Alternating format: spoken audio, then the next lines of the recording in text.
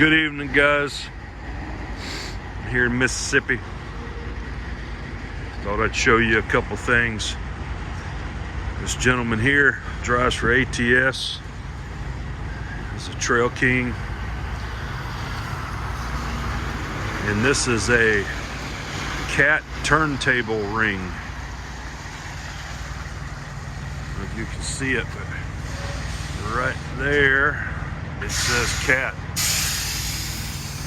We rolled in here yesterday, spoke with this guy. Kind of how we got in here is the roads were just so iced up. The Escort was having problems. We only experienced wheel slippage once, but the Escort was having a lot of problems, so we decided to err on safety and made it to the truck stop. And this gentleman was sitting here, and he shut down for weather as well. Today is Sunday. We couldn't run. Permit won't allow us. So we're gonna take off in the morning at 6:30. Look at the gear. Turntable gear. He said this thing weighs 67,000 pounds. The rack that it's on is 5,000 pounds. Says he's got to haul that back. But this is a mechanical Trail King. And ATS is famous for mechanical necks. They believe it's lighter. Perhaps it is. But yeah, just wanted to show you that. And we'll show you this crane that come in here. This gentleman's rolling a Peterbilt 567. Pete, you see that here? But this is a Lee Bear crane, big truck mounted crane. It come in today, this morning, and I don't know how many tons it is. Perhaps we'll find out up here, but it's pretty massive. Walk down the other side and get out of this slick shit. But all of this was covered when I come in here with snow and ice. And it's 50 degrees today, so you can see it's melting. This crane belongs to Glenn Crane and Rigging. And she's a pretty good sized crane. Probably maybe 275 ton, I'm guessing. You can see the counterweights would go there on the back of the main section. Look, their wood's not strapped down, guys. Maybe y'all should call in and beat on him a little bit. Just kidding. Nobody really cares about that, right?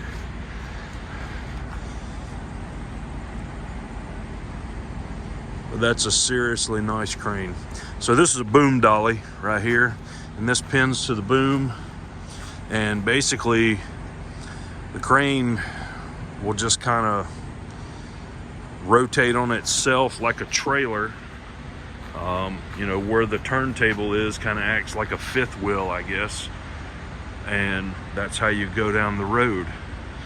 And of course you can see the block. Got it made up with a two-part line as it is. Super nice crane though. Pretty massive boom section here. The old Dayton wheels, don't really see them anymore. That's kind of a historic event, seeing those. But we are nasty. So this is a pump station. It's a hydraulic pump for a dredge. So when we were unloading the Terex, I don't know if you can see it, but in the center section of that axle where that air fitting is, there's supposed to be a hose connected there.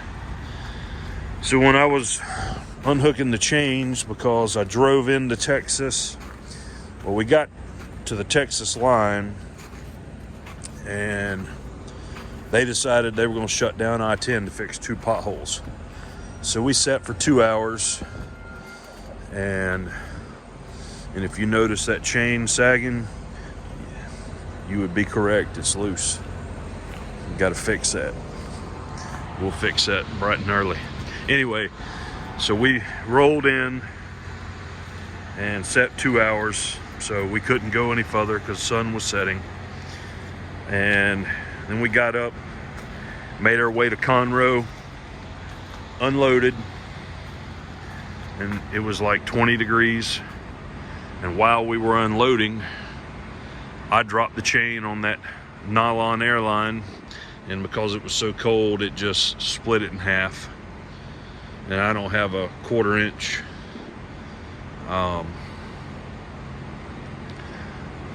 push lock coupler with me.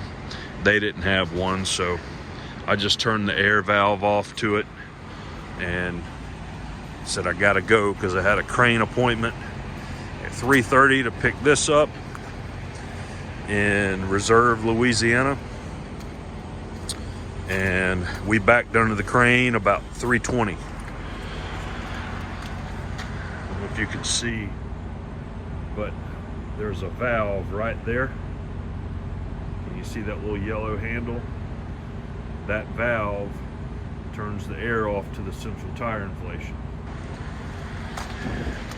So we just turned that off and put her in high gear and got on the road. And as we're coming up, we were supposed to intercept our front escort at the Tennessee line at 2:30. And by noon, the roads were so slick that we just decided, yeah, we might better shut down. And on top of that, Missouri said no. They put a hold on the permit until Monday for road conditions. So there's not a truck stop at the Tennessee-Missouri line.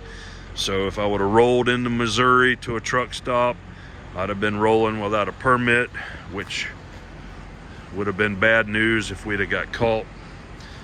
So here we sit.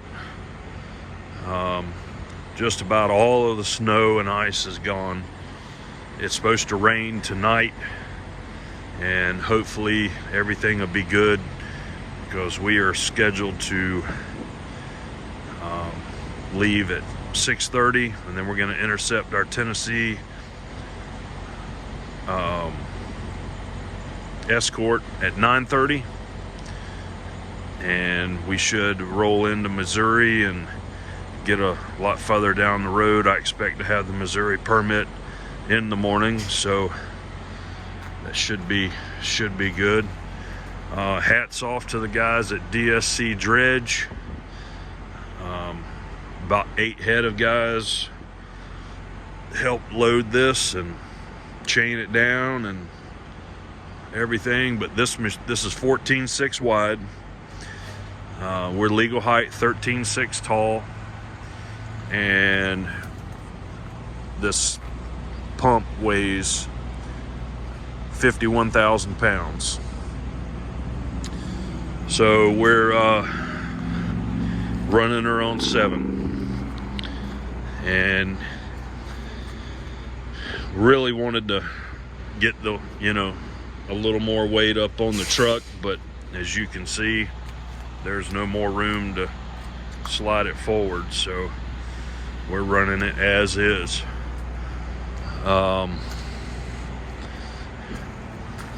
If we were in Texas, because this has doors on it, they would probably stop us and check us for illegals.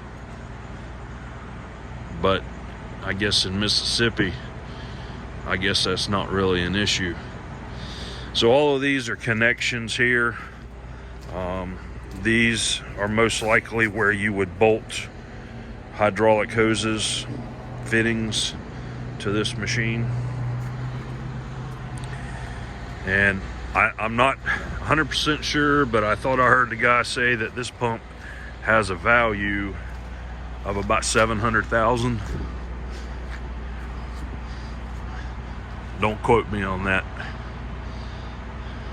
I don't know if that guy knew what he was talking about, but we'll run with it if that's what it is.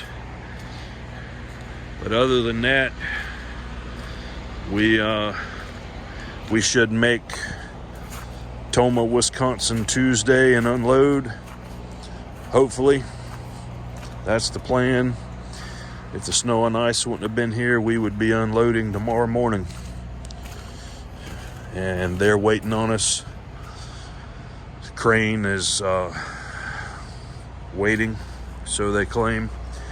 This machine is heavier on this side of the truck than it is on that side, and that's why we offset it towards the driver's side.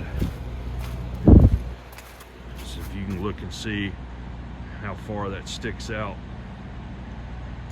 so sticks out there pretty good. But other than that, there was no power in Texas, no showers for 2 days. I'm a 2 shower a day kind of person, and if I don't get 2 showers a day, I'm pretty grumpy. But nobody cares about that. Nothing we can do about it.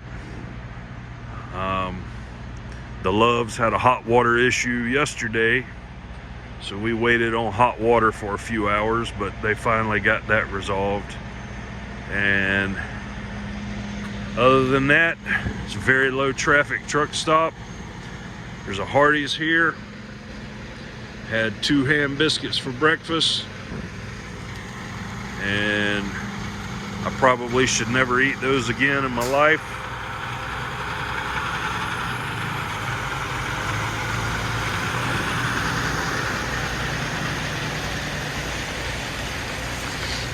But we'll see how that goes. So we'll do a video of it unloading. They wouldn't let me film anything in their yard when we were loading, so they were lots of people, and they were pretty adamant about doing it their way, so we did. So this is what I got, guys. I've been reading all of your comments and questions. Some of you guys in Canada think I have a problem with Canadians. I do not. I like Canada and I like Canadians. But I have to say something about somebody. I mean, it's just the nature of the beast, you know. A shovel, I can call it a Canadian weld, right? And in Florida, if you're running a shovel, whether it's round point or square point, we call that a Mexican backhoe. So I'm sure somebody from Mexico is going to get offended at this point, or maybe ask if I have a problem with Mexicans. Well, I love their tequila, and I like tacos when they're good, and sport fishing in Cabo, and some of the Mexican women are some of the prettiest you'll ever lay eyes on, but it's still a Mexican backhoe. That's just what it is. It's not a shovel or a spade, it's a Mexican backhoe. And a dirt daub weld is a Canadian weld. And I know there's lots of Canadians that can run some really fine beads, but that bead, we're gonna just leave it as a Canadian weld. So don't get your feelings hurt. And if you run a Mexican backhoe for a living, you're tough. And speaking of tough, the guys that helped me load this and chain it down, they were like oil rig workers. And some people call them roughnecks, right? I just call them tough as hell, because those guys are way tougher than I am. I mean, just way tougher than I am.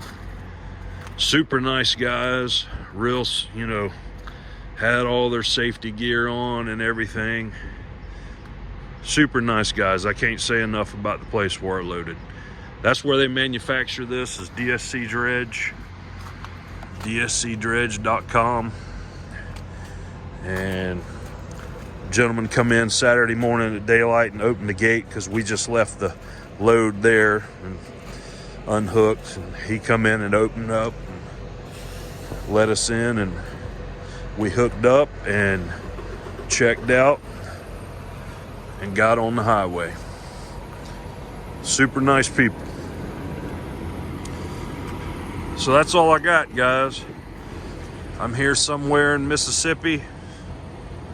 I'm not exactly sure where. That's 49 out there. 49 west. And about 2 hours from the Tennessee border. Something like that. So I'll do a video once we get there and unload, and if the roads are safe tomorrow, I'll do a driving video, but that's really all I got. Thanks for watching.